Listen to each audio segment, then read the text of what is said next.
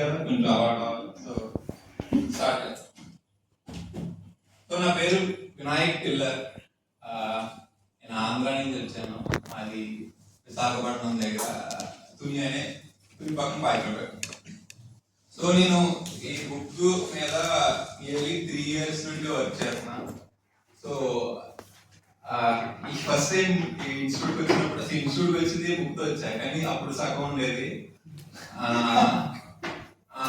సగం బుక్తో వచ్చాను. ఇక్కడ 9th batch జాయిన్ అయ్యాను, 30 days ఉన్నాను. తర్వాత ఇక్కడ ఇంకా మీరు ఆల్రెడీ ఓల్డ్ స్టూడెంట్ తెలుస్తుంది, ఇక్కడ పొలిటికల్ సైన్స్ కాన్సెప్ట్స్ మీద కొంచెం డీటెయిల్ ఎక్స్ప్లెనేషన్ ఉంటుంది. ఫార్మాలిస్టిక్ అంటే అంటే కొంచెం కాన్సెప్చువల్ క్లారిటీ పెరిగింది. సో నేను మళ్ళీ వెళ్ళి కొంచెం రీవర్క్ చేశాను. మొత్తానికి బుక్ అయితే పబ్లిష్ అయింది. అమెజాన్ లో ఉంది, కిండల్ వర్షన్ మాత్రమే ప్రస్తుతానికి. ఫ్యూచర్ లో హార్డ్ కాపీ కూడా వస్తుంది. బట్ అందరికి వీటికి చూడడానికి 2 కాపీస్ ఉన్నాయి. సో చూసి పాస్ అదే పాస్ మామూలుగా in case like if you are interested, like you can see my all night. So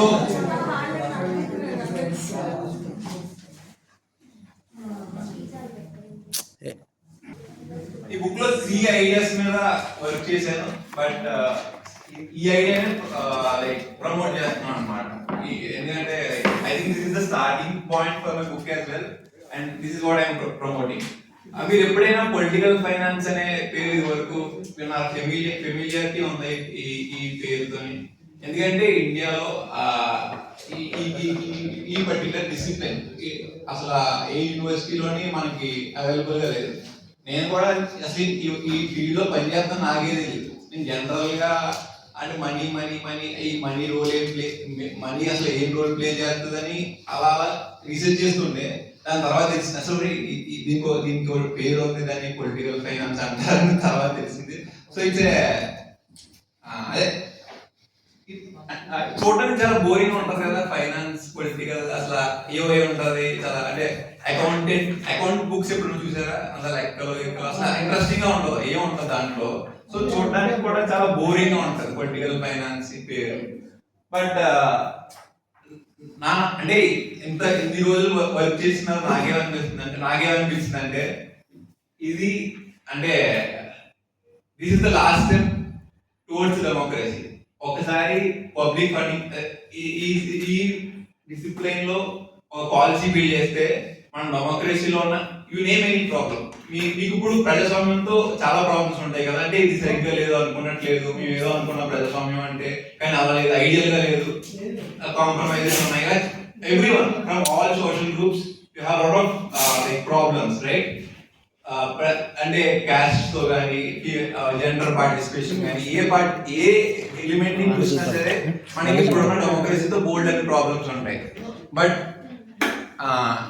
ఒక్కసారి ఈ ఐడియా విన్న తర్వాత you name that problem, will see how it will be a solution for that problem. Okay, that's going to be our interaction. Like ఇది concept చెప్పిన తర్వాత మీకు ఇప్పుడున్న సమస్య చెప్పండి, అది ఈ సొల్యూషన్ తో ఎలా సాల్వ్ చేయొచ్చు అన్నది ట్రై చేయాలి. So first thing, the very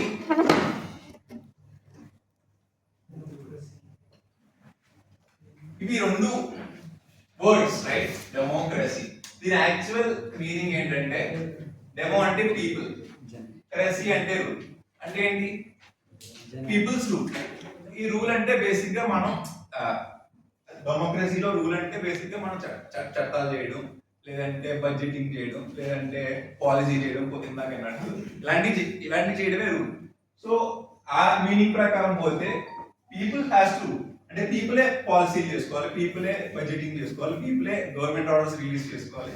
మనం పీపులే కదా, మనం పీపులే. అలా మనం చేయగలం. మీరు నేను కలిసి ఒక ఎడ్యుకేషన్ పాలసీ డిజైన్ చేయగలం, అప్పుడు చేయలేము, ఎందుకంటే అది ప్రాక్టీస్ లో లేదు. బట్ మీరు అనొచ్చు, వినాయక్ నువ్వు మరి చిన్నపిల్లల్లో ఉన్నావు. యాక్చువల్లీ మనది డైరెక్ట్ డెమోక్రసీ కాదు, ఇండైరెక్ట్ డెమోక్రసీ. డైరెక్ట్ డెమోక్రసీలో అయితే మనం అందరూ వెళ్ళి అసెంబ్లీలో కూర్చుని మనం కూడా మాట్లాడచ్చు. కానీ మన పాపులేషన్ అంతా ఇండియా 150 కోట్లు, మనం అందరూ వెళ్తే పార్లమెంట్ సరిపోదు, ఎంత పెద్ద కట్టినా సరిపోదు. సో అది పాసిబుల్ కాదు. పోలే ఆంధ్రప్రదేశ్ తెలంగాణ కూడా పాసిబుల్ కాదు కదా, మా ఊరు కూడా పాసిబుల్ కాదు. అంటే పాపులేషన్ చాలా పెద్దది కదా, ఇంత పెద్ద పాపులేషన్ తో మనం డైరెక్ట్ డెమోక్రసీ నడపలేం. సో మనం ఖచ్చితంగా ఇండైరెక్ట్ డెమోక్రసీ ఎంచుకోవాలి. So direct democracy. Indirect democracy అంటే ఏంటి? మనం వెళ్ళాం, మనం డైరెక్ట్ గా పార్లమెంట్కి వెళ్ళాం, మనం డైరెక్ట్ గా అసెంబ్లీకి వెళ్ళాం, మనం రిప్రజెంటేటివ్ పంపుతాం. See if I choose Bhupal as my representative, నా బదులు తిని వెళ్తాడు, ఇక్కడ కూడా ప్రాబ్లం లేదు కదా. ఇప్పుడు మనం వెళ్ళకపోవచ్చు, నా రిప్రజెంటేటివ్ గా వెళ్తున్నాడు, దాంతో ప్రాబ్లం ఏంటి? అప్పుడు కూడా డెమోక్రసీ బాగా పనిచేయాలి. ఎందుకు నేనే చూస్ చేసుకుంటున్నాను నా రిప్రజెంటేటివ్ ని, మరి వీళ్ళెందుకు మనకి వ్యతిరేకంగా ఎందుకు పనిచేస్తున్నారు?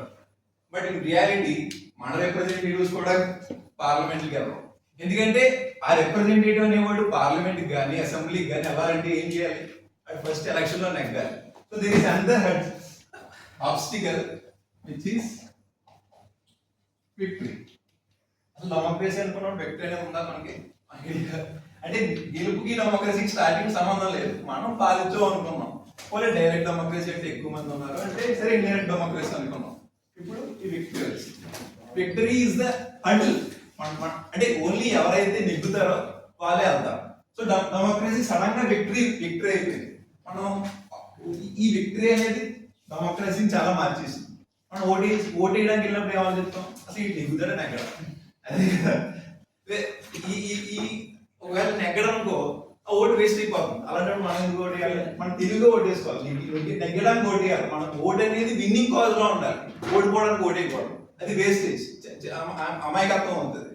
సో విక్టరీ అనేది పెద్ద కింగే కూర్చు. సరే విక్టరీ మన రిప్రజెంటేటివ్ వచ్చింది అనుకో, వాళ్ళు అసెంబ్లీకి వెళ్తారు, పార్లమెంట్కి వెళ్తారు. వాళ్ళు చేసేయగలరా? చేయలేరు. ఎందుకంటే ఈ విక్టరీ ఉన్న రిప్రజెంటేటివ్ అయినా చట్టాలు చేయాలన్నా లేదంటే బడ్జెటింగ్ లో పార్టిసిపేట్ చేయాలన్నా వాళ్ళు మళ్ళీ విన్నింగ్ పార్టీలో ఉంటారు. సో విక్టరీ అనేది విన్నింగ్ అనేది ఇండివిజువల్ గా ఉంటే సరిపోదు, ఇండిపెండెంట్ గా ఉంటే సరిపోదు. It has to be party, right? సరే స్టార్టింగ్ ఎక్కడ ఉన్నాం, ఎక్కడ వచ్చాం, చాలా అంటే కండిషన్స్ చెప్పకుండా పిలిచేసి అలా చేయండి ఇలా చేయండి అంటే బ్రో ముందు ఎందుకు చెప్పలేదు మాకు, మేము ఏదో అనుకున్నాం, ఇప్పుడు వచ్చిన తర్వాత ఎందుకు చెప్తున్నావు ఏంది అన్నట్టు అనిపిస్తుంది కదా. అంటే మనం ఎంచుకున్నవాడు నెగ్గి సరిపోదు, మరి ఆడో విన్నింగ్ పార్టీ కూడా ఏమన్నా లేదంటే అలా కూర్చుంటాడు. అంటే డెమోక్రసీ ఈజ్ అబౌట్ డైలాగ్ అంటారు కానీ నిజంగా మాట్లాడుకుంటారా, తిట్టుకుంటారా, సరే ఏం చేసుకుంటారు కానీ రియల్ డైలాగ్ అనేది ఉండవు. ఎందుకంటే it's not about difference of opinion, like it is about difference of interest. ఇది ఎంతసేపు అరే will get into there, but first it's about winning party, right? Winning పార్టీలో ఉండాలి. అండ్ ఇక్కడ ఇంకో కండిషన్ ఉంది, అక్కడికి అంటే విన్నింగ్ పార్టీలో ఉన్న అందరు ఎమ్మెల్యేలకి ఈ పవర్ ఉంటుందా, అటానమీ ఉంటుందా? అందరికీ ఉండదు కదా. మళ్ళీ దానికి ఒక పవర్ సర్కిల్ ఉంటుంది. ఆ పవర్ సర్కిల్ స్టార్టింగ్ ఇదంతా సొసైటీ అయితే పీపుల్ అందరూ ఉంటే వీళ్ళందరూ పాలిస్తారు అనుకున్నాం. లేదు రిప్రజెంటేటివ్స్ అంటే మళ్ళీ వీళ్ళు పాలిస్తారు అనుకున్నాం. మళ్ళీ విన్నింగ్ పార్టీ అంటే మళ్ళీ వీళ్ళు పాలిస్తారు అనుకున్నాం. మళ్ళీ ఇప్పుడు దాంట్లో ఒక పవర్ క్యాంప్ ఉంది. అంటే మళ్ళీ దీనికి రాజరికానికి పెద్ద తేడా ఏముంది? డెమోక్రసీ అంటే బ్రాడ్ అనుకున్నాం, అది అలా కుదించిపోయి చాలా మైన్యూట్, చాలా తక్కువ మంది చేతిలో పవర్ మళ్ళీ కాన్సన్ట్రేట్ అయిపోయింది. సో సడన్ గా డెమోక్రసీలో కూడా మనకు పవర్ లేదు. రాజరికంలో ఎలా అయితే పవర్ లేదు, డెమోక్రసీలో కూడా పవర్ లేదు. ఉందని అనుకుంటున్నాం ఎందుకంటే ఓటు ఉంది కాబట్టి. బట్ అది నిజానికి లేదు. ఎందుకంటే ఓటు ఇన్ని దాటుకుంటే అలా అది దాటిలోపు చాలా చాలా మారిపోతాయి. సరే ఇది అలా పక్కన పెడతాం. ఇప్పుడు ఈ విక్టరీ కూడా పక్కన పెట్టండి. ఒక ఎలక్షన్ లో కంటెస్ట్ చేయాలంటే ఫస్ట్ క్వాలిఫికేషన్ ఏంటి? ఇది చెప్పండి. 18 years. మనందరికీ 18. చాలా మందికి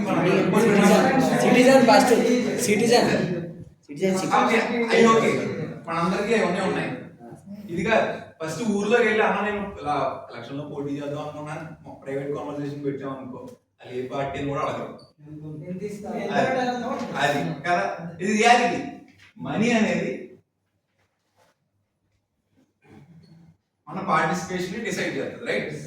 ఆ మనీ లేకుండా జరగదు. సో ఈ మనీ మళ్ళీ ఓట్లు కొనడానికేనా అంటే అందరూ ఏమంటారంటే ఓట్లు కొనడానికి. ఇప్పుడు మొన్న వచ్చిన గెస్ట్ లెక్చరర్స్ కూడా 2 కాంగ్రెస్ పార్టీలు డిఫరెంట్ పార్టీ వాళ్ళు వచ్చినప్పుడు ఎమ్మెల్యే అవ్వాలంటే 14 కోట్లు అవుతుంది, 15 కోట్లు అవుతుంది అని చెప్పారు.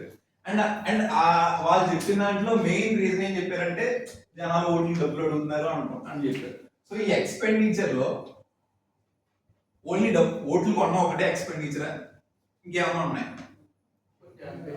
క్యాంపెయినింగ్ అవుతాయి కదా, క్యాంపెయినింగ్ అవుతాయి, తిరగడానికి అవుతాయి, క్యాడర్ అవుతుంది, ఊరికే సరే పబ్లిసిటీకి అవుతుంది. తర్వాత పార్టీ ఒకటి మేనేజ్ చేయాలి కదా, వాళ్ళకి ఎంత డబ్బులు కట్టాలి, ఇది వాళ్ళకో ఫైనాన్స్ ఉంది, వాళ్ళు బోల్డ్ ఇన్స్టిట్యూషన్స్ రన్ చేయాలి, చాలా చాలా చాలా డబ్బులు అవుతాయి. సో ఈ డబ్బులు మరి అంటే మన అంతసేపు సింపుల్, వనరబుల్ పర్సన్ వాడు ఓటెడ్ చేయడు, వాడికి ఇచ్చేసాం. సో వీడి వల్ల మా వల్ల కానీ పాడైపోతుంది, వీడి వల్ల పాడైపోతుందని ఈజీగా డైవర్ట్ చేసేసి ఆ ఓటు కొనడం లేకపోయినా బోర్డు అంత ఎక్స్పెండిచర్ ఉంది. మరి ఎక్స్పెండిచర్ సంగతి పోలే ఎలక్షన్ కమిషన్ ఏమన్నా 40 లక్షలు 50 లక్షలు ఖర్చు పెట్టుకోమంటారు. పోలే ఖర్చు పెట్టు 40 లక్షలు నేను ఖర్చు పెట్టి నెగ్గిసాను అనుకో, నెగ్గిన తర్వాత ఏం చేస్తాను? ఎంతైతే ఖర్చు పెట్టి సంపాదించుకోవాలి కదా, మరి సంపాదించుకోకపోతే నెక్స్ట్ మళ్ళీ ఖర్చు పెట్టడం, రైట్? సో అంటే నేనేమన్నానంటే ఈ మనీకి ఎక్స్పెండిచర్ కి లెజిటిమేట్ గా వెనక్కి సంపాదించుకునే లేదు, అది ఖచ్చితంగా కరప్షన్ చేయాలి. సో ఆ కరప్షన్ అనేది ఇదేంటంటే కరప్షన్ చేయొచ్చు, ఎక్కువ డబ్బులు వస్తాయి, సో ఎక్కువ ఖర్చు పెట్టచ్చు, ఎక్కువ ఖర్చు పెడుతున్నాం, ఎక్కువ కరప్షన్ చేయాలి, ఎక్కువ మళ్ళీ కరప్షన్ చేస్తున్నాం, ఎక్కువ ఖర్చు పెట్టాలి. ఇది ఒక సైకిల్, ఒకదాంతో ఒకటి చైన్ రియాక్షన్ లా పెరిగిపోతూ ఉంటారు. సో దీనివల్ల అదే దీనివల్ల ఏంటంటే ఈ మనీ అనేది ప్రాపర్ గా అసలు పాలిటిక్స్ లో ఎలా ఉండాలన్నది మనం ప్రాపర్ గా డిజైన్ చేసుకోవాలి. ఫర్ ఇప్పుడు కాసేపు నేను ఒక థాట్ ఎక్స్పెరిమెంట్ చెప్తాను, మీరు అందరూ దాంట్లో ఇన్వాల్వ్ అవ్వాలి. మన అందరూ స్టూడెంట్స్ కాదు, మనం ఇండియాకి ఫౌండింగ్ ఫాదర్స్ అనుకున్నాం. మనం అందరం ఏమైతే అగ్రిమెంట్ వస్తామో అదే రేపు ఫేట్. ఎందుకంటే ఇప్పుడు నేను రాసినప్పుడు కూడా అంటే కేవలం క్రిటిసైజ్ చెప్తూ రాయాలా లేదంటే ఆల్టర్నేటివ్ అనుకుని రాయాలా అని అనుకున్నాను. ఒక రైటర్కి ఏంటి ఇప్పుడున్న ప్రపంచంలో కూడా మనం అందరూ అనుకుంటాం అంటే ఈ ప్రీస్ట్ పాలిస్తున్నాడు, పూజారి పాలిస్తున్నాడు, ఈ నాయకుడు పాలిస్తున్నాడు అనుకుంటాం. కానీ ఈ రియాలిటీ బుక్స్ పాలిస్తాయి, రైట్? మత గ్రంథాలు మతాన్ని పాలిస్తాయి, రాజ్యాంగాలు అంటే బుక్సే పాలిస్తాయి, రైట్? సో ఒక రైటర్ గా నేను రాసినప్పుడు నేను అనుకోలేదు ఈ బుక్ ఒక 100 సంవత్సరాలు పాలిస్తుంది, సరిగ్గా అందించుకుంటారు అని చెప్పి ఆ మైండ్ సెట్ తో రాస్తేనే సొల్యూషన్ కూడా వస్తుంది. సో మనం ఏమనుకున్నాం అంటే మన ఒపీనియన్స్ ఈ రోజు అనుకున్నవి ఇక్కడతో పోవు, రేపు ఇదే మన భవిష్యత్తు నిర్ణయిస్తారు. ఇలా అనుకున్నప్పుడు రాజకీయాల్లో డబ్బు అవసరం, అది ఎవరు కాదనలేదు, ఎక్స్పెండిచర్ ఇవన్నీ ఉంటాయి. అలాంటప్పుడు ఆ డబ్బు ఎలా ఉండాలి, ఏ రూపంలో ఉండాలి? మీరే ఫౌండింగ్ ఫాదర్స్ అయితే ఈ దేశానికి మీరు ఏ పాలసీ ఇస్తారు? డబ్బు అయితే ఉండాలి కదా, ఎవరు ఉండకూడదు అనుకుంటారు. ఏంటి ఇది ఒక బ్యాచ్ ఉంది, అది బ్యాచ్ అనుకోవడం సార్, అంటే జీరో బడ్జెట్ పాలిటిక్స్ అనే ఒక కాన్సెప్ట్ ఉంది.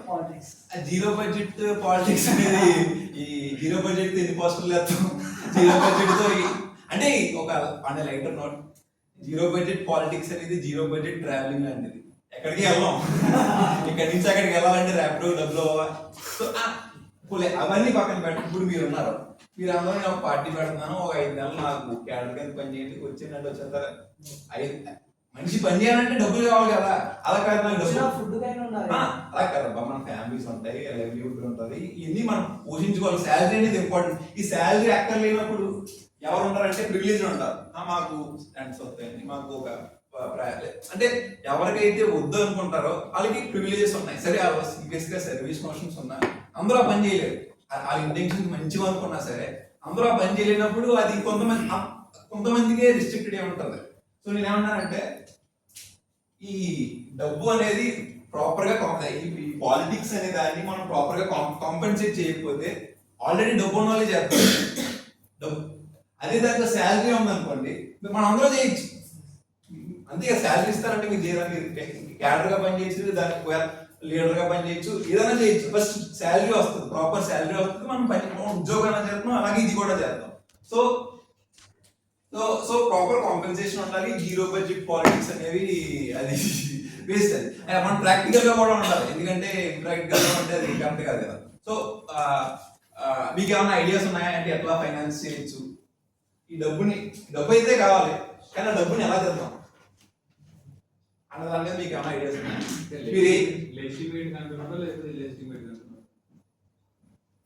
అంటే ఇప్పుడు నేను ఇందాక లెజిటిమసీ అనే పదం ఎందుకు వాడానంటే 40 లక్షలు 50 లక్షలు ఎలక్షన్ కమిషన్ సీలింగ్ పెట్టింది ఎమ్మెల్యేకి, 80-90 lakhs ఎంపీకి సీలింగ్ పెట్టింది, ఖర్చు పెట్టుకోరా అంటాం. ఖర్చు పెట్టుకున్నాడు, ఆ డబ్బు వాడు సంపాదించుకోవడానికి లెజిటిమేట్ వే లేదు. అదే అంతే ఖర్చు పెట్టరు, చాలా ఖర్చు పెడతారు, కానీ ఎంత ఖర్చు పెట్టినా ఆ డబ్బు తిరిగి సంపాదించుకోవడానికి లెజిటిమేట్ వే లేదు. వాళ్ళకి కరప్షన్ చేయాలి. ఆ కరప్షన్ కూడా వాళ్ళేమి గవర్నమెంట్ ఆఫీసర్లు కాదు కదా, సైలెంట్ గా బల్ల కింద పెట్టి డబ్బులు ఇచ్చి వెళ్ళిపోండి అన్నాను. వాళ్ళకి ఆర్గనైజ్డ్ క్రైమ్ చేయాలి. ఆర్గనైజ్డ్ అంటే పోలీసులను మెయింటైన్ చేయాలి, మెయింటైన్ చేయాలి, ఒక వ్యవస్థని కరప్ట్ చేయాలి. బ్యూరోక్రసీ ఆటోమేటిక్ గా వాళ్ళ కింద ఉంటుంది. మిగతా జ్యుడిషియరీ మేనేజ్ చేసుకోవడం, ఆ తర్వాత ఇవన్నీ చేస్తున్నాం కాబట్టి మీడియాని కూడా కంట్రోల్ చేయడం, అది ఒక దాన్ని ఏమంటారు చైన్ రియాక్షన్ లాంటిది. ఒక దగ్గర స్టార్ట్ చేస్తే అట్లా అట్లా అట్లా అట్లా అట్లా పక్కుంటే వెళ్ళిపోతుంది.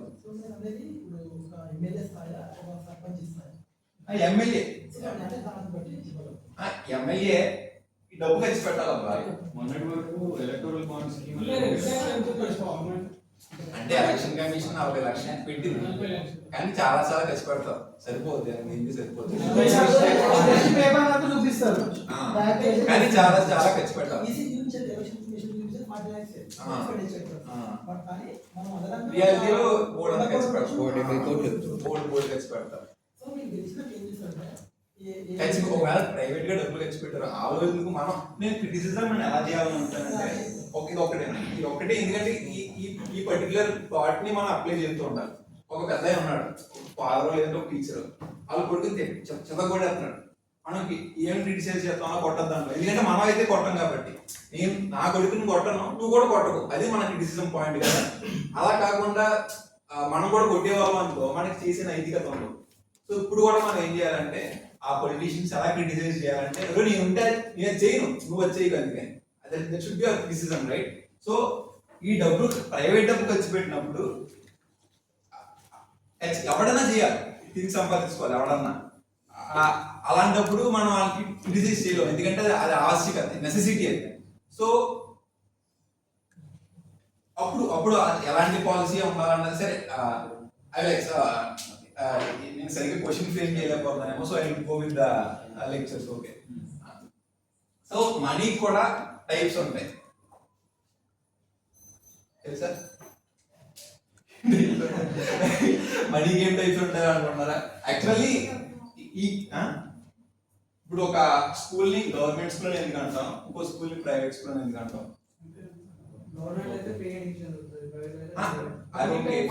మన వైపు నుంచి అసలు స్కూల్ ఎలా రన్ అవుతుంది? పబ్లిక్ ఫండ్స్ ప్రైవేట్ ఫండ్స్ కదా. అంటే గవర్నమెంట్ మనీతో ఖర్చు పెట్టిన దాన్ని గవర్నమెంట్ ఇన్స్టిట్యూషన్ అంటున్నాం, ప్రైవేట్ మనీతో ఖర్చు పెట్టిన దాన్ని ప్రైవేట్ ఇన్స్టిట్యూషన్ అంటున్నాం. వీళ్ళకి ఒక కాంపన్సేషన్ ఉంటుంది, ఫీజులు కడితే వాడికి ఒక కాంపన్సేషన్. ఇక్కడ లెజిటిమేట్ వే కనీసం ఇప్పటికి సరే, ఏదో ఒకటి లెజిటిమేట్ వే ఉంది, కానీ పాలిటిక్స్ లో అది లేదు. ఓకే, అండ్ సరే అవన్నీ పక్కన పెట్టండి. పొలిటికల్ పార్టీస్ అనేది మీ దృష్టిలో public institutions private institutions? Public institution. Political party private entity. అసలు ఐడియల్ గా ఎలా ఉండాలి? ప్రైవేట్ ఉన్నది అనుకో, ఇప్పుడు నేను ఒక షాప్ పెట్టుకుంటున్నా, నేను నాకు డబ్బులు పెట్టాను కాబట్టి నా గురించి ఆలోచించుకుంటున్నా, ప్రాఫిట్స్ నాకు కావాలి, ఇదే కదా. ప్రైవేట్ అంటే ఏంటి? ప్రైవేట్. పబ్లిక్ అంటే అందరి గురించి ఆలోచించాలి. సో పొలిటికల్ పార్టీ అనేది స్టేట్ రూల్ చేస్తుంది, అది జస్టిస్ డెలివర్ చేయాలి, పిజ్జా కాదు. So it has to be public, right? Otherwise private వాళ్ళు వస్తే ఫండ్లు చేసిన వాళ్ళు ఇంట్రెస్ట్ ఉంటాయి, అందరూ ఈక్వల్ కాదు, అంతే కదా. నేను ఎంత కష్టపడ్డానని చెప్పి మరి. సో పొలిటికల్ పార్టీస్ అనేవి పబ్లిక్ ఇన్స్టిట్యూషన్స్ గా ఉంటేనే పబ్లిక్ సర్వ్ చేస్తాయి, లేదంటే చేయవు. సో మరి పబ్లిక్ ఇన్స్టిట్యూషన్ ఎప్పుడు అంటాం? సరే, ఇలా నువ్వు బాగానే ఏదో మాటల్లో పెట్టి పబ్లిక్ ఫండ్స్ తోనే నడపాలంటున్నావు, కానీ రియాలిటీలో ఒక పబ్లిక్ స్కూల్తో కానీ ఒక పబ్లిక్ హాస్పిటల్తో కానీ లేదంటే పోలీస్ స్టేషన్తో కానీ పోలిస్తే పొలిటికల్ పార్టీస్ ఫండమెంటల్గా డిఫరెంట్ కదా. అంటే ఒక ఏరియాలో ఒక 2-3 స్కూల్స్ ఉంటాయి, 2-3 హాస్పిటల్స్ ఉంటాయి, ఒకటే పోలీస్ స్టేషన్ ఉంటారు. కానీ పొలిటికల్ పార్టీస్ అలా కాదు, they should be some formula. Otherwise లేకపోతే అదే ఎలా ఫండ్ చేయాలో కూడా తెలియదు కదా. సో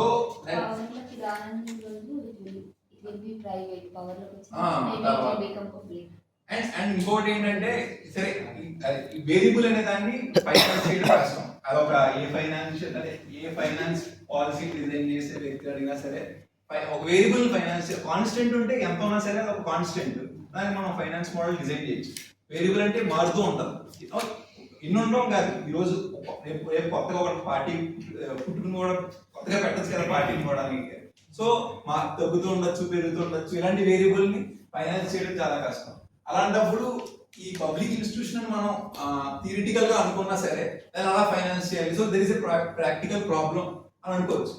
ఇక్కడే ఒక సొల్యూషన్ ఉంది. అంటే డెమోక్రసీలో పొలిటికల్ పార్టీస్ వేరియబుల్ అయి ఉండొచ్చు, కానీ ఒక కాన్స్టిట్యూట్ కూడా ఉంది. అది ఎవరు? పీపుల్. మనం అయితే మారం కదా, పార్టీ సరే మనం అంతే ఉంటాం, మన పాపులేషన్ అంతే ఉంటుంది. సో మనం అయితే మారిపోతూ ఉంటాం. సో మన ఓట్లతో పొలిటికల్ పార్టీస్ కానీ ఫైనాన్స్ చేసుకుంటే అది ఎలా ఉంటుంది?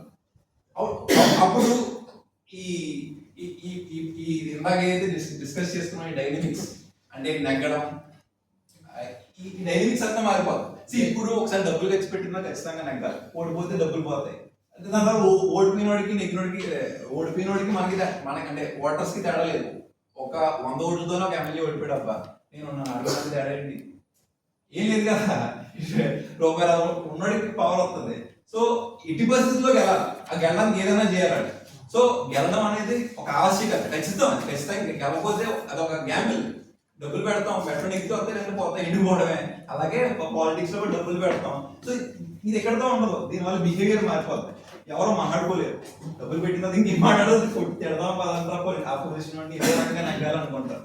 కానీ ఈ మనం ఏవైతే పార్టీ ఫండ్స్ ఓట్స్ తో ప్రపోర్షనేట్ అయి ఉండాలంటున్నామో అలా పెడితే ఏమవుతుందంటే ఒక పార్టీ ఉంది, ఆ పార్టీకి ఒక 30% ఓట్లు వచ్చాయి, ఓడిపోయింది.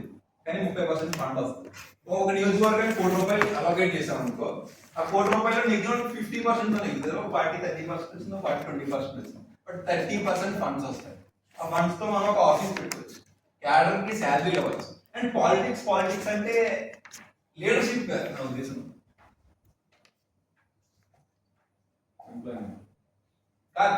ఇప్పుడు పాలిటిక్స్ అంటే కేవలం లీడర్స్, వాళ్ళు ఇచ్చే స్పీచ్లు, వాళ్ళు తిరిగే యాత్రలు, పాదయాత్ర, లీడరే కాదు. పాలిటిక్స్ అంటే ఏంటి, అసలు ఏమవుతుంది తెలుసుకోవాలి. రైట్? స్కూల్ ఎలా ఉంది, హాస్పిటల్ ఎలా ఉంది, ప్రైవేట్ స్కూల్ ఎలా ఉంది, so we have to understand what is happening.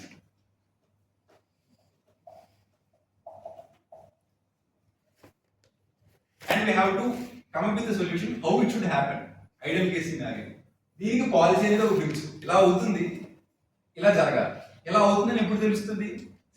Monitor చేయాలి, రోజు మానిటర్ చేయాలి. రోజు వెళ్ళినప్పుడు స్కూల్ ఎలా ఉంది, ఒక వ్యక్తి ఒక నియోజకవర్గాన్ని కన్ఫైన్ అయ్యి రోజు అతను రోజు ఏంటంటే ఎడ్యుకేషన్ మీద వచ్చేయడం అనుకో, అంటే స్కూల్కి వెళ్తాడు, ఎలా జరుగుతుందో తెలుసుకుంటాడు, అటెండెన్స్ పర్సెంటేజ్ ఎంత, డ్రాప్ అవుట్స్ ఎంత ఉన్నారు, ఎందుకు మానేస్తున్నారు, లేదంటే ప్రైవేట్ స్కూల్లో శాలరీస్ వస్తున్నాయా లేదా టీచర్లకి, లేదంటే ఇంకేమన్నా. చాలా మంది స్టూడెంట్స్ ఆత్మహత్యలు చేసుకుంటున్నారు. ఈ ఎందుకు అవుతుంది? ఇలా కాకుండా ఉండాలంటే ఏం చేయాలి? దీనికి బోర్డు అంతా పని చేయాలి. టీవీలో ఒక నిమిషం చూసి అనుకో, అది కాదు కదా. టీవీలో న్యూస్ ఎప్పుడు అవుతుంది? అబ్నార్మల్ గా ఏదైనా ఒక పెద్ద విషయం జరిగితే ఎప్పుడో అవుతుంది. కానీ రియాలిటీ ఏంటి, నార్మల్సీ ఏంటి, రోజు జరిగేది ఏంటి, ఎలా జరగాలి, పెడగాలజీ ఏంటి, ఎలా జరగాలి. ఈ ప్రతి దాంట్లో హాస్పిటల్లో కానీ లేదంటే రెవెన్యూ ఆఫీసుల్లో కానీ ప్రతి దాంట్లో ఏం జరుగుతుంది, ఎలా జరగాలి, ఈ ఏం జరుగుతుంది అన్నది మనకు అర్థం అవ్వాలంటే మనం సీరియస్ గా మానిటర్ చేయాలి. మానిటర్ కూడా క్వాలిటీగా చేయాలి, ప్రాపర్ గా చాలా క్వశ్చన్స్ తో చేయాలి. అలా చేసుకుని ఎలా జరిగితే బాగుంటుందో అన్న దాని మీద మనం పాలసీ చేయొచ్చు. And this is labour. And who does the labor in the ideal case scenario? Leader వచ్చిపోతాడు. అంటే లీడర్ అనేవాడిని ఎక్కువ ఎంఫసైజ్ చేసామనుకో ఎలా ఉంటుంది అంటే, ఒక క్రికెట్ మ్యాచ్ జరుగుతుంది, లీడర్లు ఆడితే ఎలా ఉంటుంది, కెమికల్ ఆడితే టాస్ వేసుకుని నెగితే నీదే మ్యాచ్ అని వెళ్ళిపోవాలి అంతే. ఆడాలంటే టీం మెంబర్స్ ఉండాలి కదా నిజంగానే. అలాగే పాలిటిక్స్ నిజంగా చేయాలంటే క్యాడర్ ఉండాలి. ఆ క్యాడర్ ప్రాపర్ శాలరీస్ ఉండాలి. ఈ సిస్టమ్ లో, పబ్లిక్ ఫండింగ్ సిస్టమ్ లో ఆ శాలరీస్ ఉంటాయి. ఆ శాలరీస్ తో ఆ శాలరీ సిస్టమ్ వల్ల అన్ని వాక్స్ ఆఫ్ లైఫ్, అతనికి డబ్బు ఉన్నా లేకపోయినా, ఏ కమ్యూనిటీ అయినా, ఏ నేపథ్యం అయినా సరే వస్తారు, పని చేస్తారు, జీతం తీసుకుని వెళ్తారు. అండ్ ఈ డబ్బు కూడా ఇప్పుడు కూడా మెయింటైన్ చేస్తారు. క్యాడర్ డబ్బులు ఇస్తారు, కానీ డబ్బులు ప్రైవేట్ డబ్బులు ఇస్తారు. నేనే ఉన్నాను 10 మంది కుర్రోళ్ళు మెయింటైన్ చేస్తాను, నా గురించి పని చేయమంటాం, అంతే కదా. అంతేనా? మన డబ్బు నా డబ్బు, నా గురించి పని చేయమంటాం. కానీ ఇది ప్రభుత్వ డబ్బు, వాళ్ళకి హాయిదారికే ఉంటుంది. సో అర్థమైంది కదా. సో వాళ్ళు అంటే ఇప్పుడు ఈ కాంతిరామ్ సార్ చెంచాగిరి అన్నారు కదా, చెంచాగిరి. ఈ చెంచాగిరి ఫైనాన్షియల్ రిలేషన్స్ మీద ఆధారపడడం. ఒకటి వచ్చి మనం డబ్బు ఇచ్చిన తర్వాత ఇంటర్నల్ డెమోక్రసీ ఏంటి అన్న, నాకు డౌట్ ఉందా, డౌట్ ఏంటి, నేను చెప్పి డబ్బులు తీసుకున్నా డౌట్ లేదా నీకు, నేను చెప్పినట్టు చేయంటాడు. లేదంటే అది కదా ఆ రిలేషన్. కానీ ఇక్కడ అలా కాదు, డబ్బు ప్రభుత్వం నుంచి వస్తుంది. సో అలా అలా అలా కథలు పడితే నువ్వు చాలా మంది చూసిన దొరికి లీడర్ పెట్టుకుంటావు, లేదంటే మాలో పోగడంతో అంటే అంతే కదా. లీడర్ అని మనందరూ క్యాడర్ అని బాబా, మనలో ఒక అతన్ని లీడర్ని పెట్టుకుంటాం, అతని అన్డెమోక్రాటిక్ యాక్ట్ చేస్తే ఇంకొకరు అవుతారు, అంత సింపుల్ అయిపోతుంది. అండ్ లూజింగ్ అనేది ఎలిమినేషన్ కాదు, ఓట్స్ ఉంటాయి, ఆ ఓట్స్ తో మనం పని చేయొచ్చు. ఈ పని చేయడం వల్ల బాగా పని చేసాం అనుకో, నెక్స్ట్ ఎలక్షన్ లో ఇంకా ఎక్కువ ఓట్లు పడతాయి, మనం అధికారంలోకి రావచ్చు. అండ్ అండ్ అండ్ అండ్ అధికారంలో ఉన్న వాళ్ళకి కూడా వాళ్ళ కరప్షన్ అనేది నెసిటీ కాదు కదా, డబ్బులే పెట్టట్లేదు, జీతాలు వస్తున్నాయి, పని చేస్తారు వాళ్ళు. అంటే అంటే నా బిగ్గెస్ట్ రెవల్యూషన్ ఏంటంటే, ఈ సమాజంలో ఉన్న ఇన్ని ఘర్షణలకు కారణం, లేదంటే ఇన్ని గొడవలకు కారణం డిఫరెన్స్ ఆఫ్ ఒపీనియన్స్ కాదు. అందరూ ఏంటంటే ఇదొక ఒపీనియన్, అదొక ఒపీనియన్, మనం కలిసి పని చేయడం అన్నది చూపిస్తారు. Difference of interest. ఇప్పుడు రేవంత్ రెడ్డికి, కేసీఆర్ కి డిఫరెన్స్ ఆఫ్ ఒపీనియన్స్ కన్నా డిఫరెన్స్ ఆఫ్ ఇంట్రెస్ట్ ఎక్కువ ఉంటాయి. ఎందుకంటే అధికారం అంటే ఆడితే అంటాడు, ఈ అధికారం అంటే ఈడి అంటాడు. ఇంట్రెస్ట్ అంటే మన ఇంట్రెస్ట్ అది కదా, మనం సంపాదించుకోవాలి. సో అలాంటప్పుడు ఎంత ఏకాభిప్రాయం ఉన్నా కలిసి పని చేయాలి. ఇది అన్ని లెవెల్లో ఇది జరుగుతుంది. కలిసి పనిచేసే అవకాశం ఉన్నా సరే ఎందుకు కలిసి పని చేయరు, ఆడితో కలిసి పని చేస్తే ఆడుతుంటాడు, నాకేమవుతుంది. సో నేను సొంతంగా సంఘం పెట్టుకుంటే అంటే కింద లెవెల్లో కూడా మనం సొంతంగా సంఘం పెట్టుకున్నాం అనుకో, మనం డబ్బులు ఇస్తారు, మనం ఇంకోటి సంఘం పని చేస్తే ఆడు డబ్బులు ఇస్తారు, మన డబ్బులు ఇస్తారు, పైన చూడు. సో ఈ రకంగా ఆలోచించడం అంటే ఇవి ఒపీనియన్స్ కన్నా ఎక్కువ డబ్బు, ఇంట్రెస్ట్. ఈ ఇంట్రెస్ట్ వల్లే ఈరోజు పాలిటిక్స్ ఇలా ఉన్నాయి.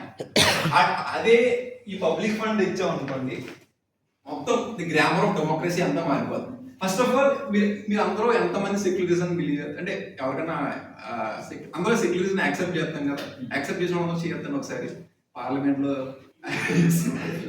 సెక్యులరిజం అంటే మతం అనేది రాజ్యంతో సంబంధం. సో సెక్యులరిజం అంటే ఏంటి? రిలీజియన్. ఓకే, కనబడుతుంది ఇక్కడ అందరికి. Religion state, right? Religion state, right? Religion state కి మధ్యలో గీతే secularism. But generally secularism politics కలిపి పని చేయడం. సో ఎకనామిక్స్ లో బిజినెస్ ఉంటుంది. సో మనం ఎప్పుడైతే రిలీజియన్ కి స్టేట్ కి సెపరేషన్ కోరుకున్నప్పుడు, రిలీజియన్ కి బిజినెస్ కి సెపరేషన్ కోరుకోవాలి కదా, సేమ్ కాన్సెప్ట్. సో ఇది కూడా అంతే, ప్రైవేట్ డబ్బు పాలిటిక్స్ లో రాకూడదు. రాకపోతే అంతా అంటే నేనేమన్నానంటే, ఈ ఒక్క పాలసీతో మనకు ఉన్న ప్రాబ్లమ్స్ అన్ని సాల్వ్ చేసుకోవచ్చు. మీకు ఏమన్నా ప్రాబ్లం అంటే ఇప్పుడున్న ప్రజాస్వామ్యంతో మీకు ఏమన్నా ఇబ్బంది ఉందనుకోండి, ఒకసారి ఈ పాలసీ పెట్టుకుని చూసుకోండి. ఈ పాలసీ ఉంటే ఎలా ఉంటుంది, ఈ హైరార్కీస్ ఉంటుంది. ఇట్లా అంటే ఇప్పుడు ఇందాక ఏమన్నా అన్నా, నువ్వు పాలిటిక్స్ లో పార్టిసిపేట్ చేస్తానంటే ఎంత డబ్బులు ఉన్నారా తంబి అని అడుగుతాడు. ఆ ప్రశ్న ఉంటుందా? అప్పుడు ఉండదు. ఇప్పుడు మన సోషల్ జస్టిస్ పాలిటిక్స్ లో అయితే మనం ఎంత పర్సెంటేజ్ ఉన్నాం, కానీ మనకి ఎందుకు సీట్లు రావట్లేదు అంటే మన లీడర్స్ ఏం చెప్తారు, మన రిసోర్సెస్ లేవరా అందుకే మనకు రావట్లేదు అంటారు. కానీ ఇప్పుడు రిసోర్సెస్ ఎక్కడి నుంచి వస్తాయి? స్టేట్ నుంచి వస్తాయి.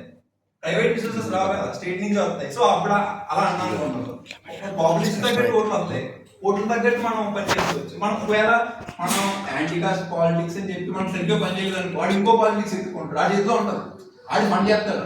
సో డెమోక్రసీని ఎవరు ఫండ్ చేస్తారు? అప్పుడు పీపుల్ ఫండ్ చేస్తారు, ఆ ఓట్లతో ఫండ్ చేస్తారు. అది నిజమైన డెమోక్రసీ.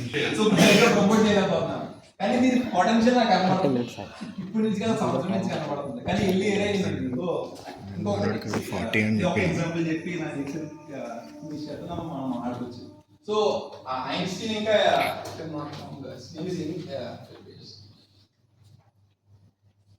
ఎడింగ్టన్ అనేవాడు ఒక ఇంగ్లాండ్ లో సర్వేయర్. అంటే సర్వేయర్ అంటే ఇలా భూమి సర్వే చేయడం దీనైనా ప్రాపర్ గా మెజర్ చేయగలడు. బెస్ట్ మెజర్మెంట్స్ లో తన problem. And Einstein is greatest scientist, right? So Einstein జర్మనీకి బిలాంగ్ అయినవాడు, ఎడిసన్ అనేవాడు ఇంగ్లాండ్ లో. అండ్ జర్మనీ ఇంగ్లాండ్ రెండు వార్లో ఉన్నాయి ఆ టైంలో. సో ఇంగ్లాండ్ లో అప్పటికి న్యూటన్ అనే పెద్ద ఫిజిషియన్ ఉన్నాడు, ఫిజిక్స్ లో పెద్ద అతను ఉన్నాడు. అండ్ అతని థీరీస్, న్యూటన్ థీరీసే అప్పటికి ఫిజిక్స్ లో అవే బేసిస్ అన్నమాట. అండ్ ఐన్స్టీన్ అంటే తప్పని ప్రూవ్ చేస్తున్నాడు. అతను జర్మనీ ఆపోజిట్ కంట్రీ. సైన్స్ ఎలా అంటే మనం ఐడియా ఉందనుకో, అవతల నచ్చకపోయినా మనం డెమాన్స్ట్రేట్ చేయొచ్చు అండ్ చూపించచ్చు. ఇన్స్టెంట్ కూడా డెమాన్స్ట్రేట్ చేసాడు ఐన్స్టీన్ థియరీ. ఇంగ్లాండ్ లో ఎవరికి నచ్చలేదు. ఒక జర్మనీ వాడు వచ్చి మన మన అంటే వార్ లో ఉంది, అప్పటికి వార్ జరుగుతుంది, తన ఎడిసన్ ఫ్రెండ్ వార్ లో చచ్చిపోయాడు. అయినా సరే అతను ప్రూవ్ చేస్తే నమ్మాల్సి వచ్చింది, ఎందుకంటే సైన్స్ అది ప్రూవ్ చేయొచ్చు. కానీ టోటల్ సైన్స్ అలా కాదు. ఇది ఏ ఐడియా అన్నా సరే ఇమీడియట్ ఫాలోవర్స్ లేదా ఇమీడియట్ రిసీవర్స్ మీరందరూ కలిసి అంటే అది బాగుందన్నారు అనుకోండి, నిజంగా బాగుంటే అలా ఎదుగుతుంది. అలా లేదు బాగాలేదు అంటే ఇట్లాగే సోషల్ సైన్స్ లో ఒక ఐడియా ఈజీగా కరబ్ చేయొచ్చు, ఒక ఐడియా ఈజీగా పెంచండి. It's all about people. And మన బయాలజీస్ మీద కూడా ఆధారపడి ఉంటారు, మన డిజైర్స్ మీద కూడా ఆధారపడి ఉంటారు. మన డిజైర్స్ నిజంగా డెమోక్రసీ అనుకోండి. So real democracy public funding system తోనే పాసిబుల్ అని నేను అనుకుంటున్నాను. మీరు కూడా సీరియస్ గా ఆలోచించండి, సీరియస్ గా, జెన్యూన్ గా. అండ్ మీకు నిజంగా ఏదైనా ప్రాబ్లం అనిపించింది అనుకో, డిస్కస్ చేద్దాం. ఒకవేళ సిన్సియర్ అనుకో, నేను కూడా మార్చుకుంటాను, ఎందుకంటే 2.5 years నుంచి ఆడికి తెలియదు పని చేస్తున్నాడు కూడా, అంతా సైలెన్స్ లో పని చేస్తున్నాను. సో ఇది మీ ఫస్ట్ రిఫ్లెక్షన్. నా ఫస్ట్ ఏమంటారు చెప్పడం కూడా ఎవరికి ఇలా కామన్ గా చెప్పలేదు, పర్సనల్ గా అన్నకి రాత్రి టైం ఇన్ఫార్మల్ గా డిస్కస్ చేసుకున్నాం కదా, అలా ఇన్ఫార్మల్ గా అలిగి కలిసినప్పుడల్లా చదువు తీయడం award. But this is my first formal demonstration of the idea. So yeah ma'am, that's it. And మనం డిస్కషన్ చేసుకున్న తర్వాత ఈ పాలసీ అయితే ఉంది, దాన్ని అలా దీన్ని డిసిప్లిన్ చేయాలి కదా, అందరికీ తెలియాలి పాలసీ. సో దానికోసం పిటిషన్ వెబ్సైట్ కూడా బిల్డ్ చేస్తున్నా, ఇంకా పూర్తి కావాలి. కానీ రెండు అంటే ట్రెడిషనల్ పిటిషన్ వెబ్సైట్స్ ఉన్నాయి, చేయి లాంటివి, కానీ వాటిలో కొన్ని కీ ఫీచర్స్ మిస్ అవుతున్నాయి. అందుకని బిల్డ్ చేద్దాం డిసైడ్ అయ్యాను. దాని తర్వాత లాస్ట్ లో డిస్కస్ చేసుకున్నాం. బట్ ఇప్పుడు రిఫ్లెక్ట్ అవ్వండి, లాస్ట్ లో చూపిస్తాను. So before the reflection, I wanted to give a comment on your session. So maybe first day 4 sessions జరిగాయి మనకి, and second day 4 sessions. అంటే నిన్న 4 sessions జరిగాయి. ఈ రోజు 3 sessions. 4+4+3 almost 11 sessions జరిగాయి. Including your session 12 sessions జరిగాయి. Okay. So your session will be in the top 5. Okay. So it's a wonderful session and very well, and it's a great idea as well. Congratulations. మనం కలిసే పని చేయాలి. Thanks sir. C ఇది నా first presentation, first time ఇవ్వడం. So నేను ఒక 3 పాయింట్లు ప్రాపర్గా కమ్యూనికేట్ చేయలేదనుకుంటున్నాను. ఫస్ట్ థింగ్ ఏంటంటే, ఓడిపోయే పార్టీలకు కూడా వాళ్ళ ఓట్ల పర్సంటేజ్ బట్టి డబ్బు వస్తుందంటే నా ఉద్దేశం వాళ్ళు ఖర్చు పెట్టిన డబ్బు తిరిగి సంపాదించుకోవచ్చని కాదు. ఇన్ఫ్యాక్ట్ అసలు మనం మొత్తానికి ప్రైవేట్ మనీని అబాలిష్ చేయాలి.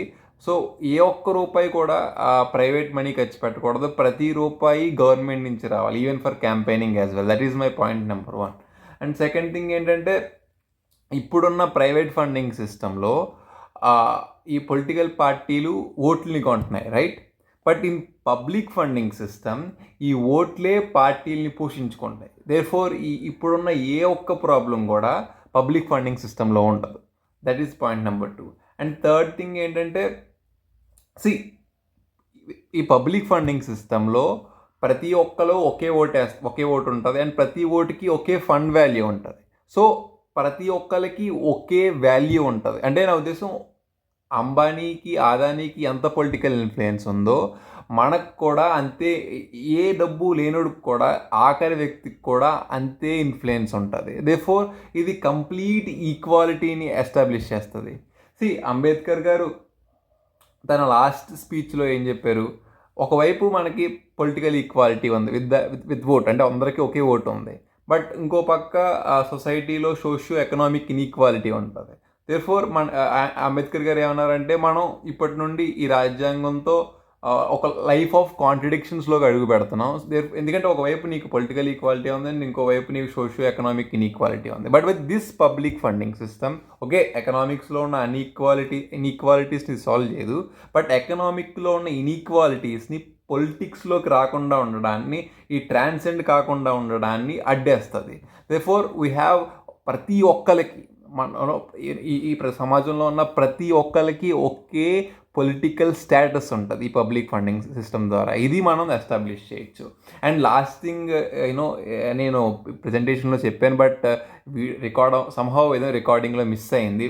అదేంటంటే, మన మన మన మన యాన్సిస్టర్స్, లైక్ మన ప్రీవియస్ జనరేషన్స్ అందరూ చాలా రెజిమ్స్లో బతికారు, రైట్? లైక్ రాజరికంలో బతుకుండొచ్చు, నియంత్రణ కింద బతుకుండొచ్చు, అథారిటేరియన్ రెజిమ్స్లో బ్రిటిష్ వాళ్ళ కింద బతికారు, మొఘలుల కింద బతికారు, మనుస్మృతిలో బతికారు, ఏ హక్కులు లేకుండా బతికారు. అండ్ వాళ్ళు కళ్ళగన్నారు, ఎప్పుడో ఒకరోజు మన పిల్లలు, మన వచ్చే తరాలు ప్రజాస్వామ్యంలో ఉండొచ్చని కళ్ళగానే ఉండొచ్చు. మనం అలాంటి కళల్లో బతుకుతున్నాం, మనం ప్రజాస్వామ్యంలో బతుకుతున్నాం. బట్ స్టిల్ మనకి పవర్ లేదు. ఈ ప్రైవేట్ ఫండింగ్ సిస్టంలో మనం కంప్లీట్గా ఏలినేట్ అయ్యి కూర్చున్నాం. బట్ ఈ పబ్లిక్ ఫండింగ్ సిస్టంతో మనం అనుకున్న ప్రజాస్వామ్యం, మన కళ్ళగన్న నిజమైన ప్రజాస్వామ్యాన్ని సాధించుకోవచ్చు. అండ్ దీన్ని నేను బలంగా విశ్వసిస్తున్నాను. And that's it.